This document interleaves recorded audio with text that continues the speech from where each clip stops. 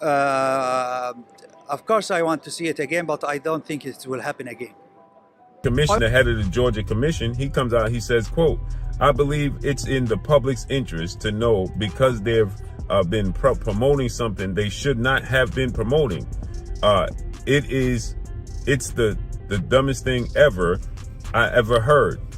It's a money grabber, and I'm fucking ate it. He's gonna fight Gervonta Davis. Who do you got? Gervonta, I think, hits way harder than Floyd, but he's too small. Your brother's gonna be able to get inside on him, put his weight on him. Turki Alalshikh canceled Jake Paul versus Tank Davis fight. The bout that was hyped to take place in Atlanta, Georgia, now hangs by a thread. Fans who had been gearing up for a historic night in Atlanta are stunned, as rumors swirl that this mega clash could be collapsing altogether. How did you even go around that process? No, it is not take me too long, because they are smart and they are businessmen, and there is no reason to have any problem.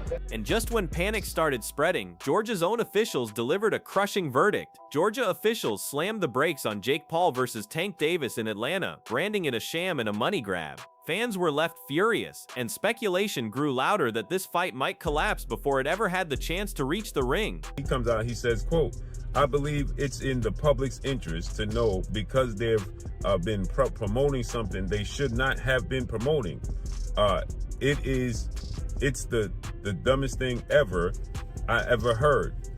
It's a money grabber, and I'm not okay with that. And that rejection is exactly what pushed attention toward Florida as the possible lifeline. With Georgia out, the focus shifted to Miami's Dade County, the same arena where major spectacles have thrived before. Florida's commission has a track record of greenlighting crossover events, which makes it far more likely this clash survives. For Jake, though, a change in venue won't change the beating Tank Davis has lined up for him. Florida, in Dade County, where the Miami Heat play, and guess what?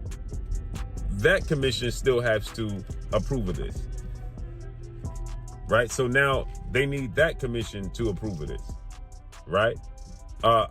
And I'm sure Florida will approve of it because they did so with Logan Paul and Floyd Mayweather. You know, they allowed that to take place. Floyd Mayweather is a welterweight, Logan Paul is a heavyweight, but Logan Paul doesn't have the professional boxing matches that. Dana White acknowledged the size gap, but even his words couldn't erase the truth. Tank Davis hits with a ferocity Jake Paul has never experienced. Size may help Jake lean and clinch, but against Tank's explosiveness, one mistake could end his night instantly. Is the burnt bridge with my brother unfixable? I don't hate your brother. You guys need to fight guys your same size. When you fought Floyd, you are massive. He did hit you with a fucking bomb, and you fucking ate it. He's gonna fight Gervonta Davis. Who do you got? Gervonta, I think, hits way harder than Floyd, but he's too small. Your brother's gonna be able to get inside on him, put his weight on him, tie him up. I hear your critique on fighting guys the same size as you. Is that why you guys wouldn't let me fight Conor? Yeah, you're fucking huge. Conor weighs 145 pounds, 155 pounds. Yeah, but he says he can beat me. And that's when another top name in boxing had something to say about Tank's choices. Shakur Stevenson didn't hold back, blasting Tank for even entertaining Jake Paul while insisting he deserves the spotlight. But the truth is simple. Stevenson might be skilled, but Tank knows where the money and global attention lies. Against Jake, he not only secures the spectacle, but also a showcase knockout that could send shockwaves worldwide. Man, Tank disrespectful to the sport if he choose that over fighting with me. I'm the best fighter in the sport. I've been telling him that. He called cap on it. So if you gonna call cap and say I'm not who I say I am, come prove it. I think it's dangerous for him to go back in there and fight Lamont. I think Lamont is a hell of a fighter. Jake Paul's bravado has never been in short supply, and here he is again, chest out, shouting about how the world doubts him. He frames the narrative as if disbelief somehow fuels his fire, but let's be honest, doubt exists because reality is staring everyone in the face. Tank Davis isn't a YouTuber, he's a generational talent. Every ounce of Jake's confidence seems manufactured, almost like he's trying to convince himself more than the public. Sure, selling the fight requires bravado, but when the cameras are off, Jake must know the gulf in class. He's walking into a ring with a pound-for-pound killer who thrives on shutting mouths just like his. Jake says that's what makes it a good fight, but in truth, it's what makes this a dangerous mismatch that could expose him worse than Tommy Fury ever did. I'm fighting Gervonta Davis Okay, on wow. Netflix. Let's go. People think that he could actually beat me, and people think he could outbox me, and he's so powerful and this and that. And Jake's overconfidence sparked sharp reactions from seasoned analysts. Spencer Oliver laid it out plainly. This matchup is bizarre. A 5'5" lightweight dynamo stepping into the ring with a 6'+ cruiserweight who made his name on YouTube. It's theater more than sport. Yet Oliver, like many who truly understand boxing, still sees Tank Davis pulling it off. Why? Because size is meaningless if you don't know how to use it. Jake's fundamentals remain crude, his footwork clunky, his jab predictable. Tank, on the other hand, is explosive, calculating, and built for high-pressure moments. The size difference may look shocking on posters, but once the bell rings, it's about timing, precision, and composure. All areas where Tank excels and Jake falls flat. Oliver's point is clear. Jake should be fighting someone his own level, not a proven pound-for-pound star who can dismantle him despite the height gap. I think I fancy my chances. I think Gervonta Davis actually beats him as well. He's one of the pound-for-pound best fighters in the world at lightweight. But it's a bit of a weird one, isn't it? It's like you got a guy of 5'5" boxing a guy of 6'+. Cruiserweight. Yeah, it's just all a little bit odd. I feel if they're going to do an exhibition, perhaps Jake should have picked someone more his size. Look, his last fight against Duke McKenzie echoed what true boxing voices have been saying all along. This isn't just unusual, it's reckless. A trained, oversized athlete stepping in against a naturally smaller but elite fighter raises red flags across the sport. But Duke highlights a critical truth. Jake Paul hasn't earned the right to share a ring with Gervonta Davis. Legacy in boxing isn't about followers or pay-per-view numbers. It's about proving yourself against real opposition. Jake scraped past names like Woodley and lost to Tommy Fury, a fighter Tank would obliterate with ease. To think that this spectacle is being pushed as if Jake belongs is almost laughable. McKenzie frames it well. Yes, the physical size difference is there, but respect in boxing isn't handed out for size, it's earned by skill. And on that measure, Jake is leagues beneath Tank Davis. I think it's a very dangerous fight because we've got a trained athlete who's 18 stone plus against a much smaller guy who really he's not, you know, he hasn't earned the right, I don't believe, to fight Anthony Joshua. And Jake's own response to Tank's call-out only exposed him further. Jake Paul's reaction to Tank's blunt warning was almost comical. Instead of addressing the reality that Tank promised to beat the brakes off him, Jake deflected with nervous humor about height limits in boxing. That's the clearest sign yet that deep down, he knows the mountain he's facing. Size won't save him against a fighter with Tank's pedigree. It'll just give him more surface area to get hit. His casual tone, saying "let's run it," feels less like conviction and more like someone who has no exit strategy from the hype he's created. Once again, Jake leans on theatrics, trying to mask the fear with bravado. But the truth remains, Tank Davis is a destroyer, and no height advantage will stop him from closing the distance, getting inside, and delivering the kind of punishment Jake has never endured before. Gervonta Davis just posted that he would beat the brakes off of you if you guys fight. Yeah, I mean, I'll be down. Let's run it. Like, I'll be super, super down. I don't know if Gervonta needs Jake Paul. Let's be clear, right? Is there a height limit in boxing?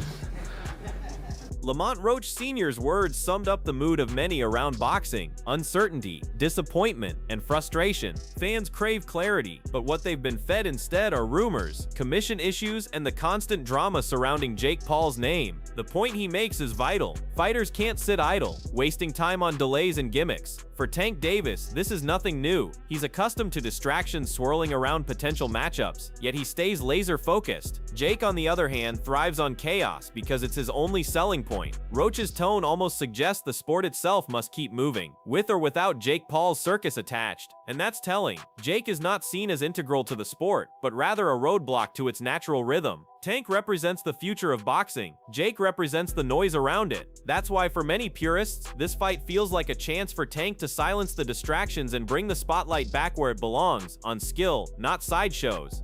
That's the fight we want, and I think that's the fight the fans want, you know, such after a great fight like that. Everybody's looking forward to the second bout, but unfortunately, things ain't lining up as planned, so we just can't sit around and wait. We gotta move forward and continue our career. You know, we're not in a position. Johnny Nelson delivered perhaps the most brutally honest assessment yet. Jake Paul is at best a domestic-level fighter. His ceiling, according to Nelson, sits firmly among British-level prospects, not global elites. This isn't disrespect, it's simply the truth based on Jake's performances. His lone real test against Tommy Fury ended in defeat, and while he went the distance, it exposed every hole in his game. Nelson's framing is important because it strips away the hype and looks strictly at pedigree. Tank Davis, meanwhile, is world level, one of the pound-for-pound best on the planet. Comparing the two is like measuring Sunday League football to the Champions League. The gap is astronomical. What Nelson effectively did was puncture Jake's balloon of bravado with cold facts. Yes, he can fight, but only to a certain level. And against Tank Davis, that level simply won't cut it. This fight, if anything, looks less like competition and more like a showcase to remind the world what true class looks like. But hold on, Jake Paul can fight, but he's a good domestic fighter. He's a good domestic fighter. He's a domestic fighter, and so you can't take that away from like. I'm not sure about that. Domestically, you'd put him in there with the kids at British level. I'm putting in. He went the distance with Tommy Fury. Yeah. So that's domestic. Spencer Oliver's comments shifted the conversation back to reality. There is strong evidence that Jake Paul versus Tank Davis is still very much alive. With Anthony Joshua negotiations falling apart, the spotlight clears for this spectacle. But make no mistake, while the media might spin it as a dream crossover, analysts like Oliver know what's at stake. For Tank, it's not just another payday, it's a global platform to cement his star power. For Jake, it's survival. This isn't about belts or rankings, it's about credibility, and Tank Davis has the power to erase whatever little Jake has built. Oliver mentioning broadcasting politics also highlights how business, not boxing merit, drives these matchups. Still, the end result is the same. Tank Davis gets center stage, and Jake Paul gets put under the brightest lights of his career. And under those lights, skill, not Instagram followers, decides everything. That's why, for all the noise, the outcome feels inevitable. Well, Ring Magazine have actually released it, so that's pretty strong. Evidence that this fight is going to happen.